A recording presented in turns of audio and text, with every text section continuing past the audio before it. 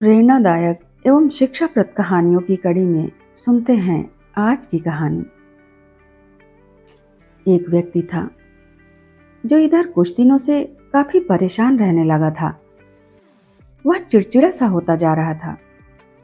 कभी बिना बात के अपनी पत्नी से झगड़ पड़ता तो कभी अपने बच्चों को फटकार लगाता। उसकी समस्या यह थी कि पूरे घर की जिम्मेदारी उसी के सिर पर थी। ऊपर से कोई न कोई रिश्तेदार आए दिन उसके यहाँ आया रहता। अपनी छोटी सी नौकरी के बल पर इन तमाम खर्चों को लेकर वह बहुत तनाव में रहता था। एक दिन वह अपने काम से वापस घर लौटा ही था कि उसका बेटा दौड़ते हुए आया और बोला, पापा, मेरा होमवर्क करवा दो। पिता ने उसे झिड़क दिया और एक थप्पड़ लगाते हुए कहा, सांस तो लेने दो, भागो यहां से। काफी देर बाद जब उस व्यक्ति का गुस्सा शांत हुआ, वह अपने बच्चे के पास गया। देखा तो बच्चा सो चुका था। बगल में ही उसकी होमवर्क की कॉपी खुली हुई पड़ी थी। उसने उस होमवर्क को पढ़ना शुरू किया।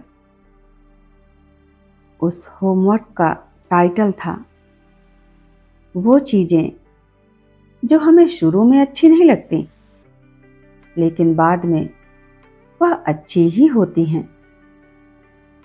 बच्चे ने लिखा था कि मैं अपने फाइनल एग्जाम को बहुत धन्यवाद देता हूँ, जो शुरू में तो मुझे बिल्कुल अच्छे नहीं लगते, लेकिन इसके बाद स्कूल की छुट्टियां हो जाती हैं। मैं उन खराब स्वाद वाली कड़वी दवाइयों को बहुत धन्यवाद देता हूँ, जो कि शुरू में तो बहुत कड़वी लगती हैं, लेकिन बाद में मैं इन्हीं की वजह से ठीक हो जाता हूँ। मैं सुबह सुबह बजने वाले उस अलार्म घड़ी को बहुत धन्यवाद देता हूँ। इसकी आवाज शुरू में तो मुझे अच्छी नहीं लगती, लेकिन वही मुझे बताती है कि मैं जिंदा हूँ। और मैं ईश्वर को भी बहुत धन्यवाद देता हूँ, जिन्होंने मुझे इतने अच्छे पापा दिए, जिनकी डांट शुरू में तो मुझे अच्छी नहीं लगती, लेकिन उनकी डांट की वजह से ही मैं जिंदगी में आगे बढ़ पा रहा हूँ।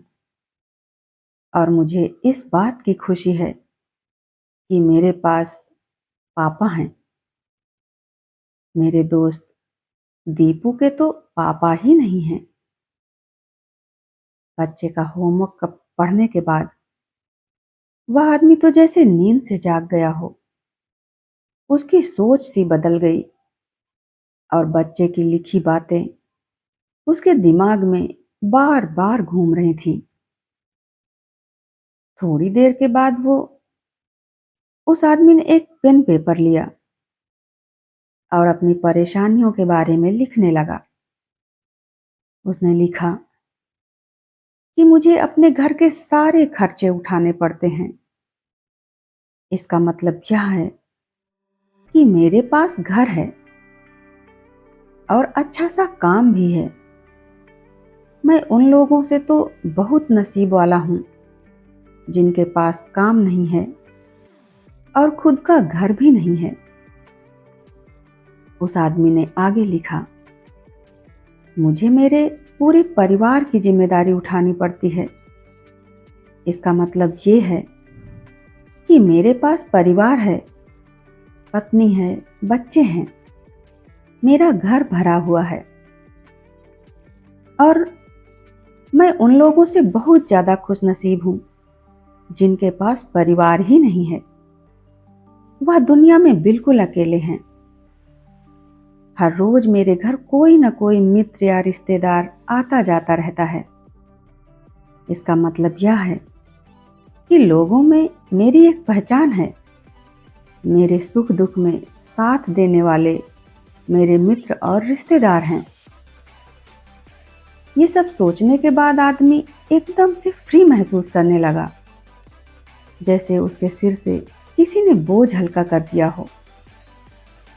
उसने ईश्वर की तरफ हाथ जोड़कर कहा, मालिक, मैं तेरा शुक्रगुजार हूँ कि मुझे इतना अच्छा सब कुछ दिया है और मैं इन सबको नज़रअंदाज कर रहा था।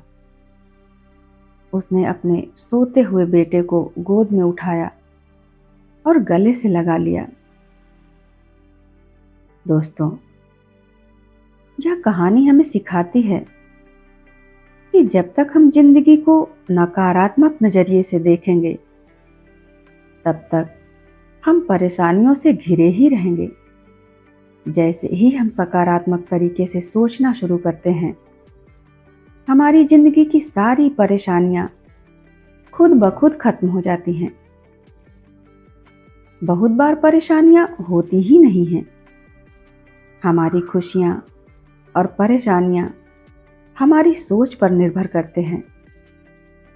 हम हमेशा अपने से बड़े लोगों को देखते हैं, जिनके पास बड़े घर हैं, बड़ी कार है और बहुत सारे पैसे हैं। हम अपने आप को उनसे कंपेयर करने लग जाते हैं और अपना सुकून बर्बाद कर लेते हैं। कभी उन लोगों को भी देखो जिनके पास रहने को घर नहीं है, परिवार नहीं है।